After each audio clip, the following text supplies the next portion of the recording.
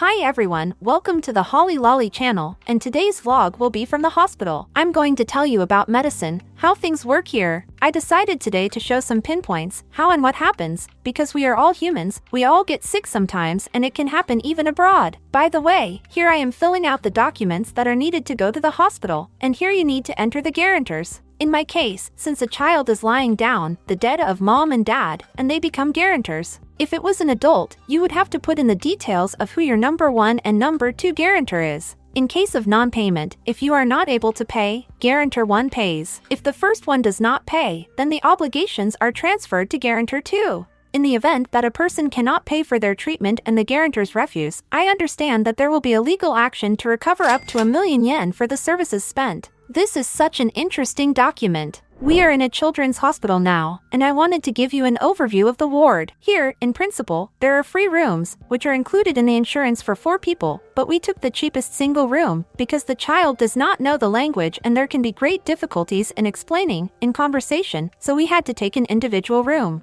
We don't know yet how many days we will spend here, but I will show you in principle. Probably not much different between this ward and the wards in my country, but I'll show you the features here anyway. Here's what breakfast is today. It's kind of like meat, but it smells like fish. It's rice. It's iced tea, like woody. Soup, salad, some fruit. Actually, the room is quite small, but it's roomy. What have we got? 2 folding chairs, a bed, a table. The bed is functional. It's got all sorts of push buttons for convenience. There's the usual nurse call button, air conditioning, and a small cupboard where we put our things. A wash basin, a clock. Well, basically, this is where I'll be spending the night. This is my place, a chair that folds out. The view from the window is ordinary, a Japanese street. Also, we have the TV. I understand that this is where the doctor will leave some medicine. And there's a very small refrigerator where I've already managed to put my things. Here we also have a toilet. Everything is very well thought out, because people who are after surgery, and who are in wheelchairs, so they can also go to the toilet. There is a shower here. And if a person feels bad, here you can call a nurse and explain what the problem is.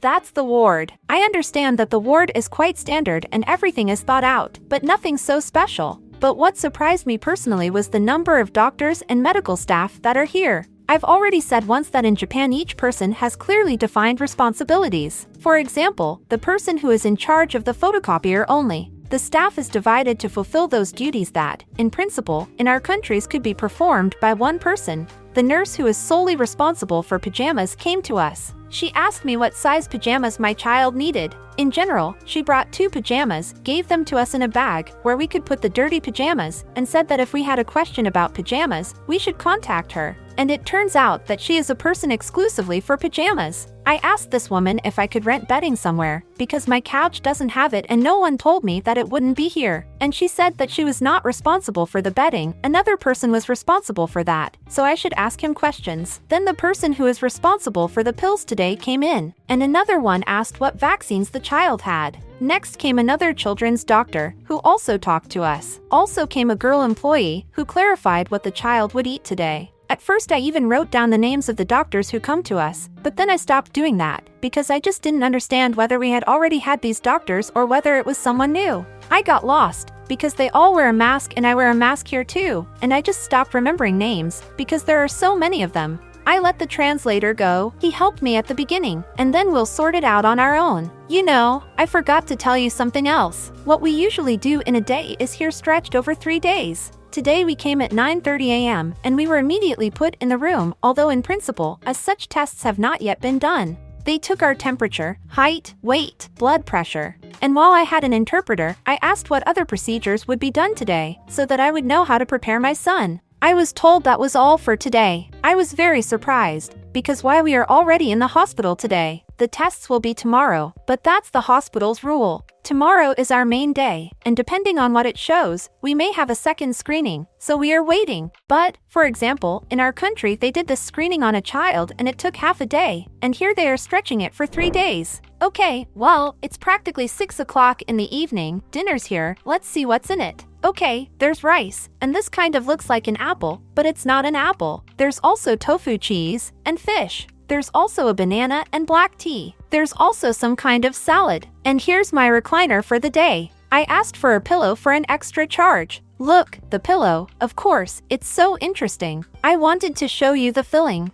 Unfortunately, it doesn't open, but you can feel it. Just so you understand, it's some kind of plastic. It's like a cut tube. It's hard, and you can feel every part of it. I'm just shocked. Why do they even sleep on this? Anyway, it's a bag like this. And a blanket, also for an extra charge. Can you imagine, even in a Japanese hospital there are some mishaps, because for some reason our air conditioner overheated and refused to work. Yes, it's still winter outside, but it's 32.5 degrees in the ward. The air conditioner overheated, they turned it off, opened the door, said that the ventilation from the corridor would refresh us a little bit. And my son has a snack. There are 3 meals a day for every meal. I'll check later, tell you how much you have to pay. And you can get extra snacks if you want. Well, I didn't know if my child would eat Japanese food, because he doesn't eat pure Japanese food. So now he's eating a snack. The snack is just cookies. You're probably wondering how things work at the hospital. Anyway, we were given a 28-page guide like this to study. It's in English, which is great, because in Japanese I would have been tired of translating. There are absolutely all the rules, what you can, what you can't, what you should take with you, where to go, where not to go. Breakfast here, by the way, at 8 a.m., lunch at 12, and dinner at 6 p.m. There are still snacks. For an additional fee you can buy 2.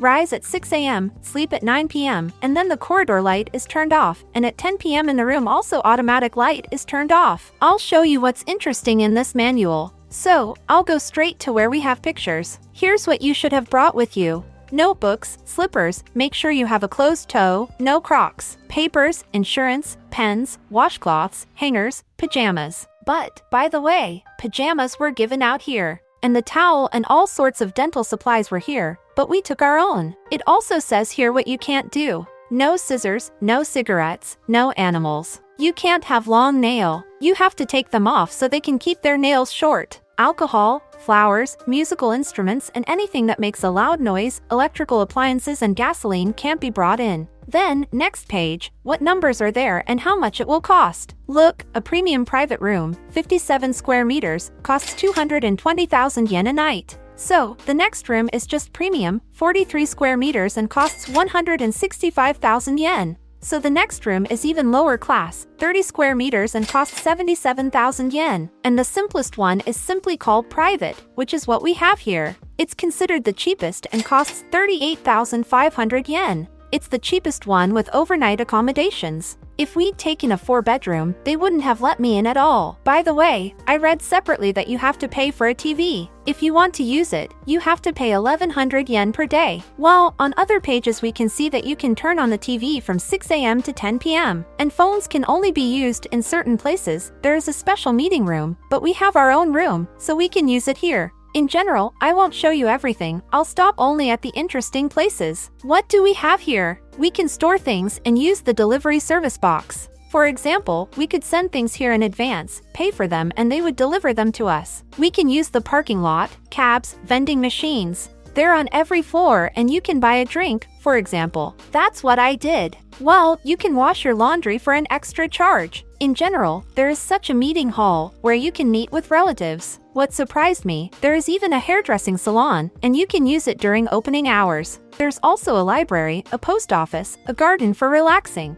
And here's our night view from the window. And we're all waiting for the doctor. Sasha was woken up at 7 a.m. and now it's 8:20, and there is no doctor yet. Let's see what's for breakfast. Some fish, rice, soup, salad, some black tea, and a tangerine. It's our second day at the hospital, and to be honest, I'm a bit different from yesterday. Yesterday, I came in with the confidence that we'll do everything and everything will be fine. But today, morale could not be better. The doctor initially said that they will do us a test, and if the result will be good, we will be released on the second day. And if there was something wrong, they'd keep us for a third day. And I've set myself morally that everything will be fine and we will go home. I don't know why, we don't even have the results yet, but the doctor said this morning that they are leaving us for one more day and will retest us. I'm nervous, of course, worried, trying to take less video. I'm not used to sharing my inner and personal feelings. I want everything to be over already. Basically, I also wanted to tell you about the doctors. The doctors are very polite. Well, this is Japan. I am always still amazed by the number of people who come, because even to put a catheter in my son's arm, 5 people came. Literally 5 people. I don't know, one does it, one holds the absorbent cotton, and 3 other people watch. I don't know why, but they asked me to leave, and to wait not even in the hallway, but was told to go to the emergency room. The second day of the test is over. I'm waiting for the results and hoping for the best. And I wanted to write a few words about how, in principle, the whole hospital system in Japan is organized. Here, the departments and clinics are divided very fractionally. If you have, for example, stomach pain, you specifically go to a doctor in a small clinic that specifically specializes in this only. Not like in our country. And if it's some kind of cold, viral diseases of a non-global scale, it's all treated in a small hospital. If it is some serious problem, then first the doctor tries to do something himself, which is within his competence. But if the problem is more global, then they give a referral to a large clinic and they directly help the person to solve this or that health issue.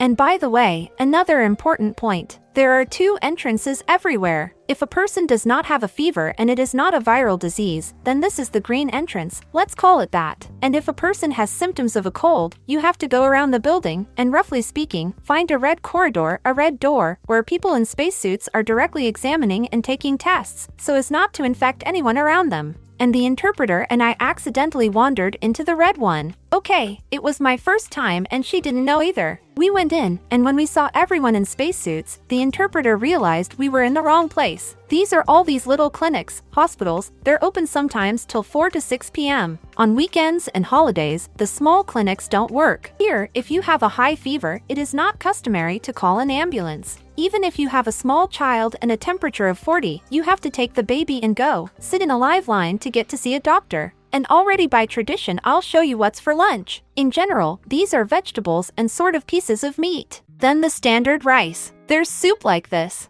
This is jelly. And a coleslaw like this. And for some reason it's always cold wood tea. I feel like they just took oak bark, brewed it and made tea. And, by the way, I recently learned that here it is not even customary to call an ambulance when a woman is pregnant. They don't call an ambulance for childbirth either. You have to either get there by yourself by car or by public transport, or call a specialized cab, specifically a cab for pregnant women, for those who are about to give birth. They have these plastic seats so that if you go into labor there, you don't get the car dirty. And they also say that the driver is trained in first aid. I understand that even he can deliver a baby if necessary. That was such a big surprise to me. But such a thing exists, so I told you about it too. I'm wondering what you think if we had a public transportation or specialized cab to deliver a baby? Let me know in the comments. You know, one more thing. It's funny to see that all the doctors, all the nurses are afraid of me. You know, I'm a foreigner, I look different, and they are afraid to approach me and afraid to talk to me. I am also naturally very tense because of the language barrier, because I don't understand everything and they don't understand everything. We stand with translators and translate to each other. But yesterday a nurse came to meet me, and I saw that her hands were shaking and she started talking into the translator. Then she says the wrong thing, deletes it.